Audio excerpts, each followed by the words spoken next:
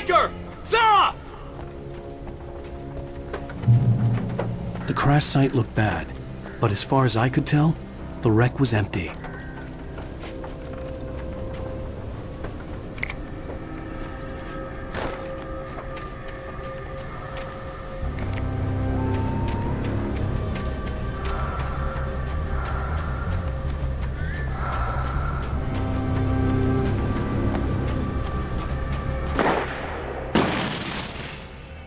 Barry! Barry! Right there. Keep shooting. Oh! Over there. Right there. Hang in there, I'm coming! Get the hell Freeze!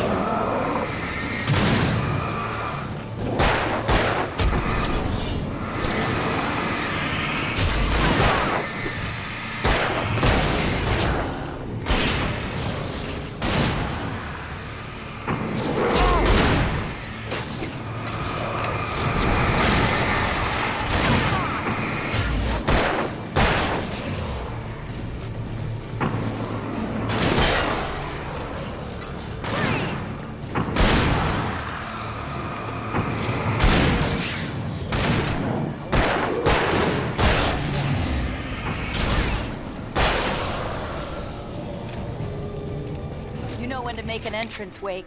We were ready to make like Butch Cassidy and the Sundance Kid. I have a different ending in mind. Yeah, I'm fine. Thanks for asking. I knew you'd be all right. How's that? The flaming eye of Mordor? Ah, laugh it up, funny man. Didn't we have somewhere to go? Weaver will meet us at the dam.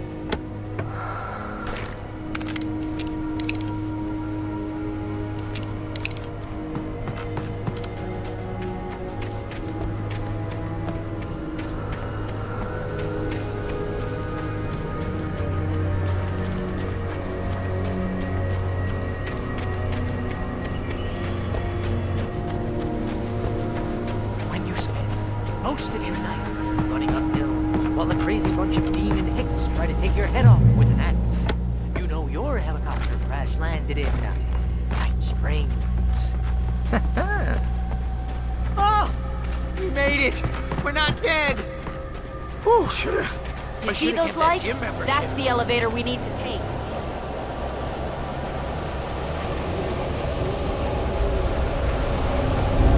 You can't beat a good alive. What the hell is that thing? It's everywhere! Oh crap, there's more than one of them! Ah! It moves like that. It's impossible. Ah! Al! Do something! He's too fast. I can't get a shot. There!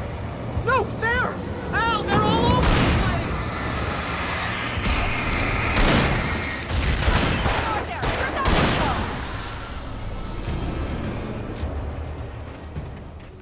Was that it? Are we safe? That was... wow. I think we're okay. Hey, Al, I got a bad feeling. Let's keep our eyes open. Oh, man. Wake, call the elevator. I'm keeping watch. I think I hear something moving around.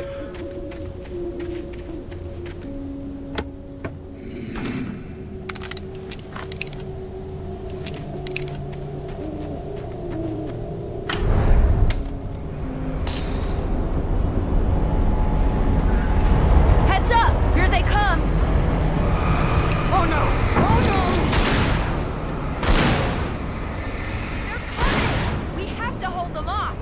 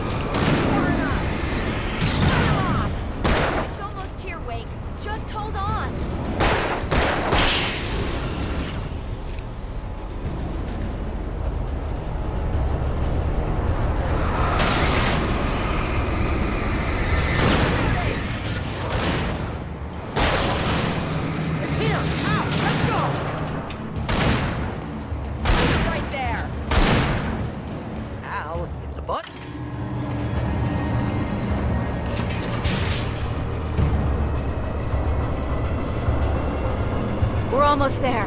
There's an entrance into the dam at the top. What's the plan, Wake? Well, Weaver's crazy, but she's got something Zane left behind. Something to fix this. Gee, could you be a little more vague? Thomas Zane? Seriously? Might as well be Paul Bunyan or Bigfoot. Yeah, well, he was real.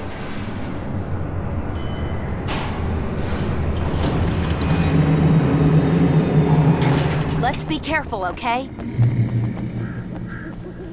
Oh, jeez, I hate this.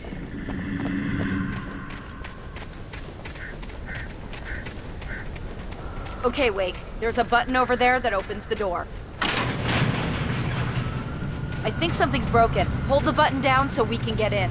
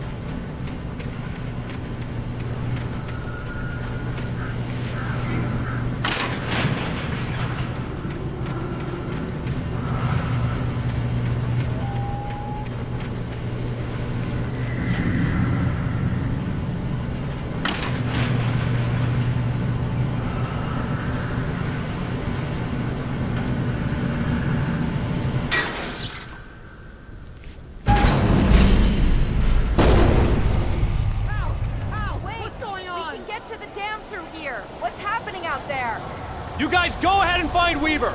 She should be in the dam now. I'll have to make it alone through the top. Okay, wait. Good luck. Don't get yourself killed. Ow! Please, be careful! I'll take good care of Barry, Wake. You just look after yourself.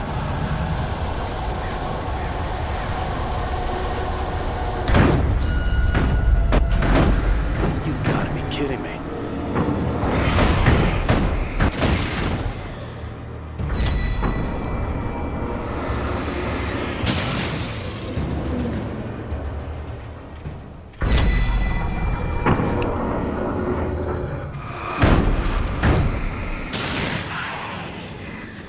Down, boy.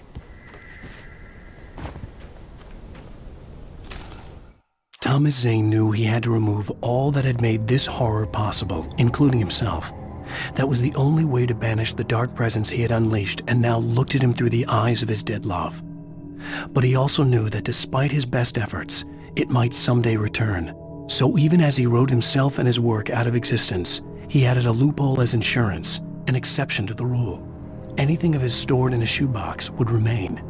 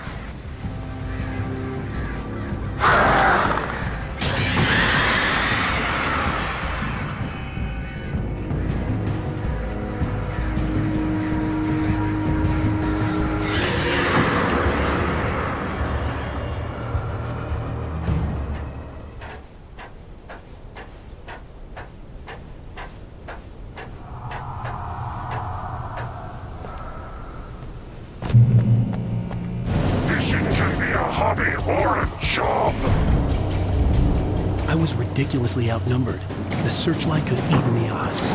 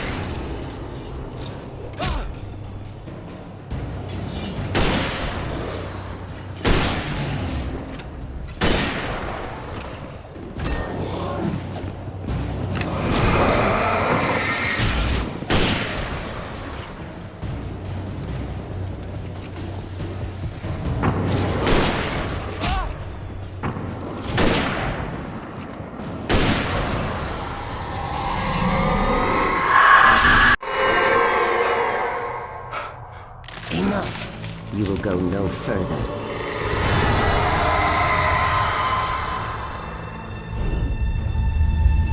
Stop now.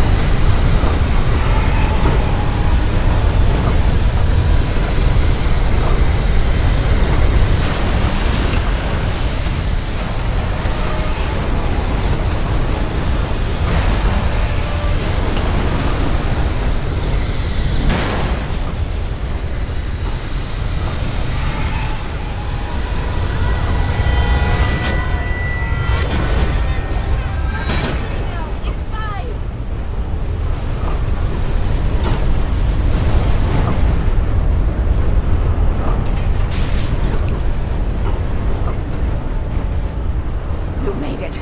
Well done. I'm glad I was wrong. But it was a foolish chance to take. Don't worry about the noise. We're safe here.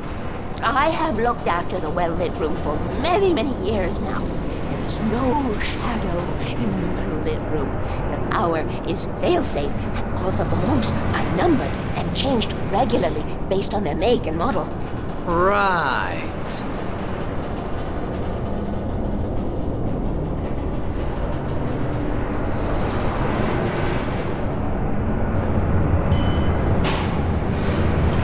There's an old army base at Raincoat Point, north of here. It was active during the Second World War. They operated here back then.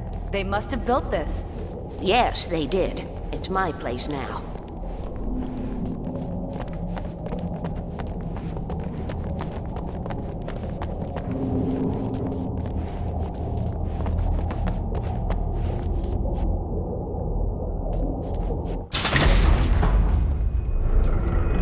Take it, and I won't need to worry about the room anymore, because 6 and 33 and 118 need changing soon, and I don't want to climb up the ladder to change them because it's very late, and I'm tired.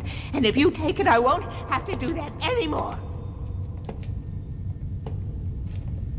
The page was autobiographical, a memory from my childhood. But I didn't write this. It was a page written by Thomas Zane. None of them were supposed to exist anymore. Alan, 7 years old, would fight sleep to the bitter end. When he did sleep, he soon woke up, screaming, the nightmares fresh in his mind. One evening, his mother, sitting by his bed, offered him an old light switch. She called it the clicker, and flicking the switch would turn on a magical light that would drive the beast away. To imbue the talisman with all possible power, she added that it had been given to her by Alan's father. Alan never knew him, and anything of his took on mythical proportions in his mind. With the clicker firmly in his hand, Alan finally slept like a baby. Now, almost 30 years later, Alan thought of this as he stood on the rim of Cauldron Lake, the clicker in his hand. He took a deep breath and jumped. My mind swirled. I'd given the clicker to Alice, yet it was here. Zane had written it into existence, in a story I had written. I can get to her now. I can finish this.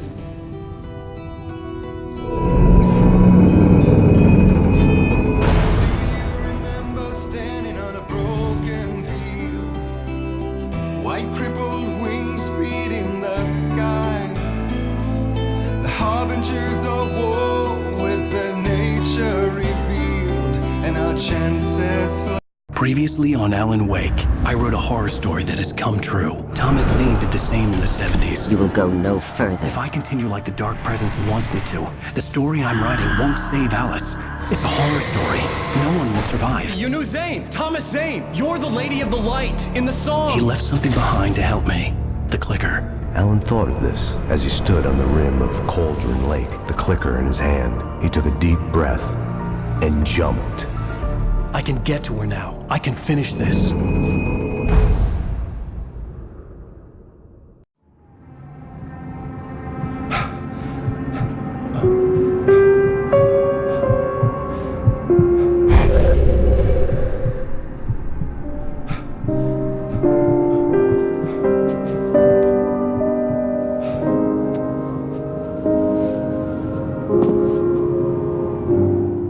I had a hangover.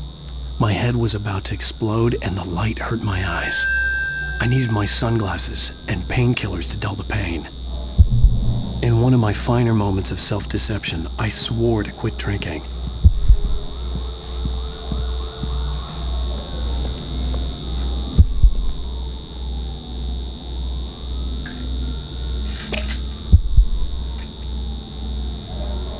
The pills worked fast. The prospect of being awake started to seem bearable again. The lights were like needles in my eyes. I needed my sunglasses.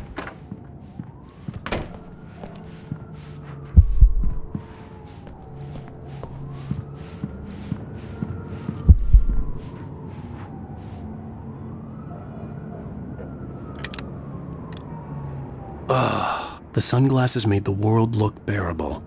Now I could keep my eyes open without feeling like a vampire in the sun.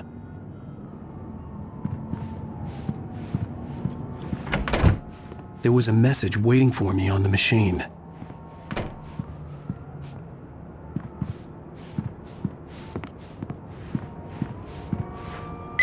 You have one new message. Al!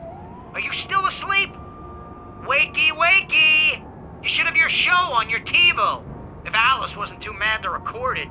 Now, she called me earlier and really chewed me out. Yeah, we went a little overboard last night.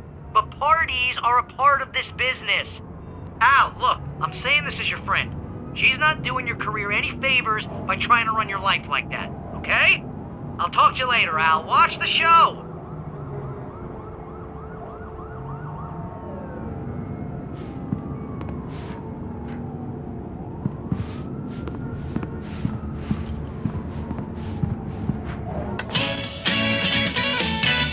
Ladies and gentlemen, welcome back to the Harry Gallet Show. Thank you, everybody. We have a great show tonight. I've been talking with the best-selling author Alan Wake about his new book, The Sudden Stop. Yeah, good read. Go buy it. No, it is a good read. Look, I'm gonna be honest here. Is that wise? No, but I'm gonna do it anyway. I got people who give me the lowdown on books. I'm a busy guy. But this one, I actually read from cover to cover. I mean, I'm a big fan. Wow, thanks. Now, this might be a spoiler for those who haven't read the book yet. Based on the sales figures, the 2 people out there who haven't read the book yet. But this last book is all about the death of the main character, the hard-boiled New York detective, Alex Casey. Now, there's been a lot of outrage about this. Why the hell did you kill Casey? What the hell were you thinking, man? Good riddance. No, seriously though. 7 years and 6 books is a long time. He was a gloomy guy to spend all your working hours with, and it was a good run. But it's time to explore new things. My next book will be a departure from the old for me. You selfish bastard, always thinking of yourself. Well, you've certainly given us a lot of entertainment over the years. And now that you mention it, Casey was a gloomy guy. Never had much luck with his love life with the ladies. Was that autobiographical in any way? Yeah, no kidding. Casey's lady friends tended to die on him. With Casey, it was all about his pain. No, nothing autobiographical about that. I'm a happily married man. My wife is my muse. Well, congratulations. That's great to hear. So, how's the publicity tour been treating you? Good, great. But I gotta say, I'm glad to be back home in New York. Well, you've certainly been on the news a lot lately. Lots of parties and, you got into a fight with some paparazzi. Oh, man. Well, that guy was really in my face. I lost my temper. I know that wasn't cool. You are famous for that temper. Well, I did also write several books. Well, your latest novel is called The Sudden Stop, and it's in bookstores now. Go get it. That means the 2 of you out there who haven't bought it yet. Ladies and gentlemen, that's all we have for you tonight. I want to thank all our guests for the evening. Alan Wake, Sam Lake. Once more, do the face for his Sam. And our musical guests, Poets of the Fall. Thank you, and good night. At least I'd been funny. I told myself I could live with that. Hey, honey. Did you watch the show? I didn't say anything stupid if that's what you want to know. Okay, Grumpy. You want an Aspen or something? Are you going to start with me about drinking now? You know what? Go back to sleep, Alan.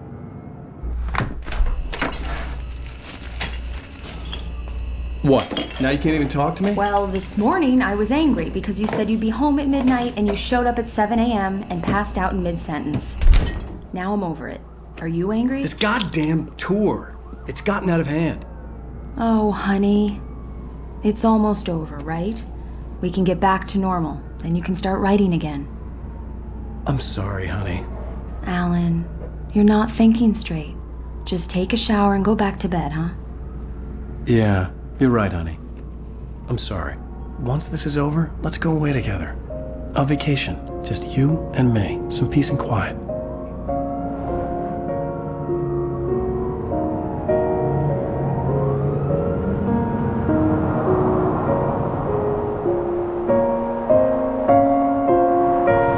Somehow, the clicker was the key to the cabin. I had to return to Cauldron Lake to save Alice.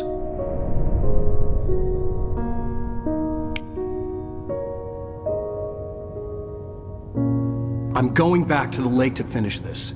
I'm going to write an ending to the story in the manuscript on my own terms, to make it all right. Why can't you just write it here? The last page is still in the typewriter. I need to read it first. Everything needs to be just right. Zane tried to cut some corners, and it didn't end well. Okay, ready when you are. I'm sorry, Sarah, but I need to do this alone. Barry, take her gun. Miss Weaver, close the door when I leave.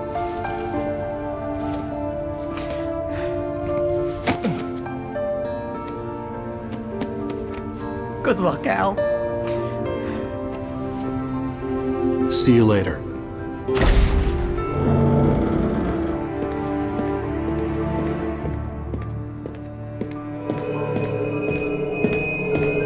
When I got out, it was warm and sunny. I'd flicked the switch of the clicker. Had it done this? I didn't stop to question it. I had to take advantage of the sunlight to get to the lake. On Zane's page, I'd stood on the rim of Cauldron Lake, about to use the clicker. That's where I was headed.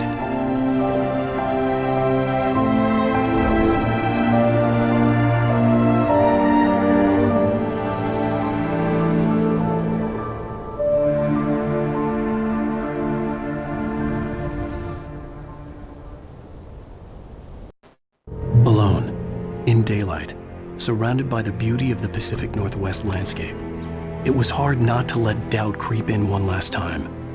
I could still chalk everything up to a dream, a delusion. I had enough imagination to make up something like this, having been in the cabin all this time, trapped in a story inside my head, gone mad from grief over Alice's death like Hartman had claimed. There would be no way of knowing. I told myself it didn't really matter. My course was set.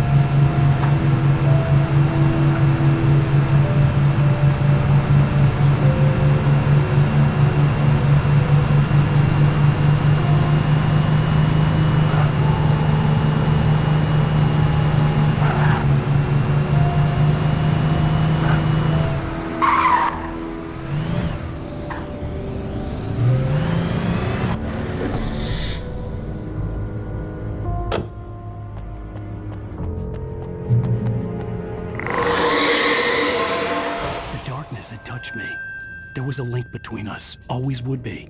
I could feel its presence again, getting closer.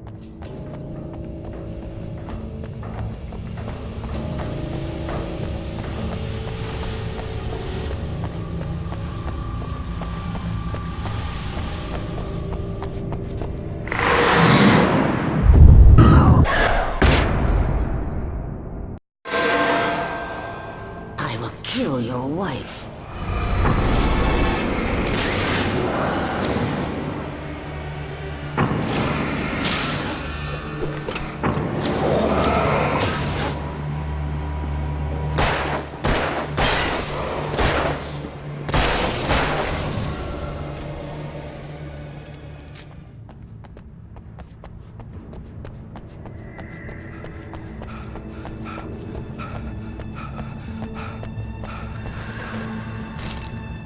The Dark Presence was no longer trying to capture the writer so he could create the ending it wanted.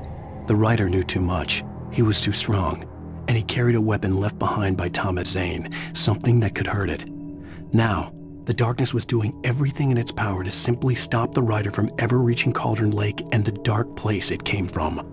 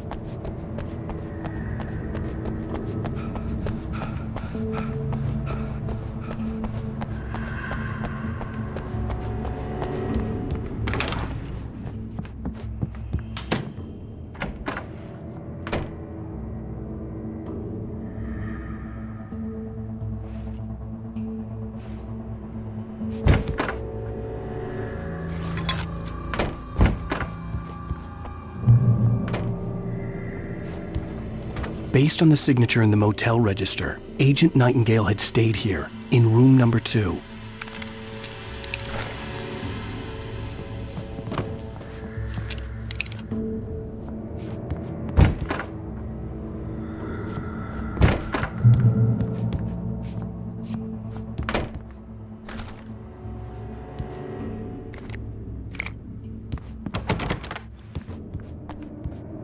This had obviously been the room where Agent Nightingale had stayed when he hadn't been busy harassing me. Could have fooled me, pal.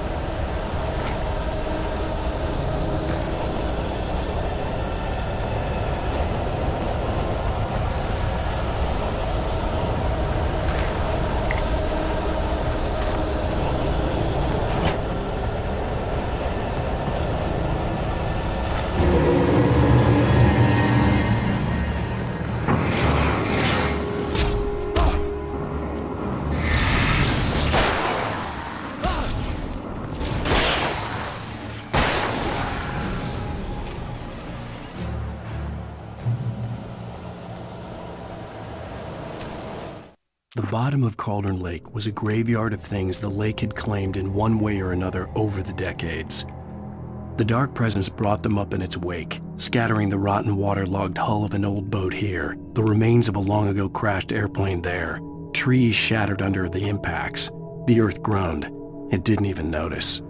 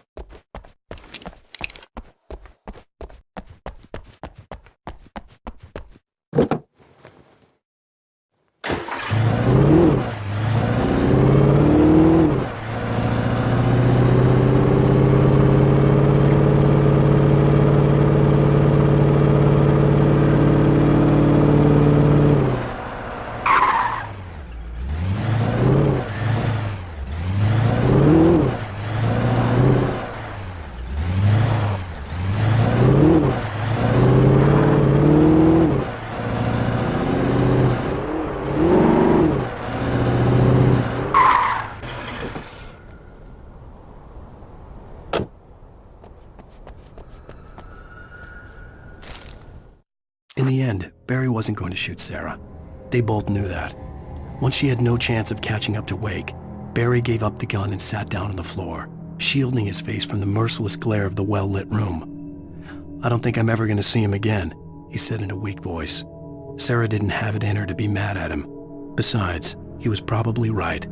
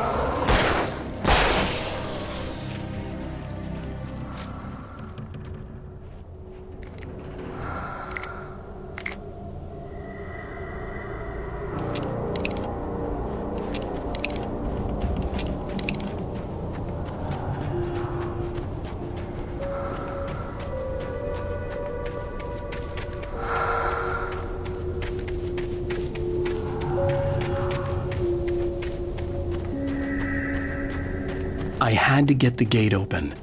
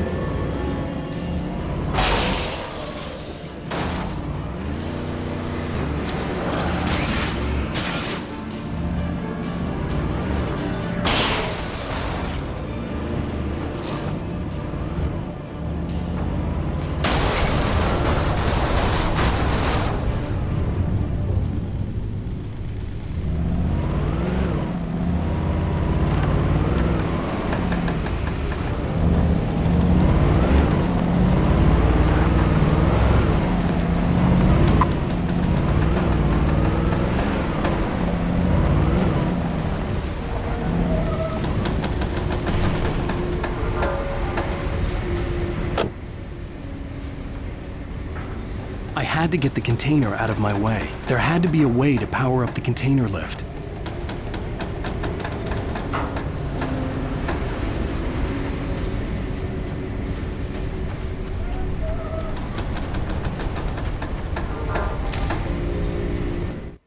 Zane cut its heart out, but it didn't die. The thing that wore Barbara's face kept crooning sweet nothings sugar-laced with poison. He put on the suit, untied the monster from the chair. The thing in his arms thrashed weakly, but he held fast. He stepped outside, off the pier, and into the dark water, a sinking pinprick of light descending toward a bottom that never came.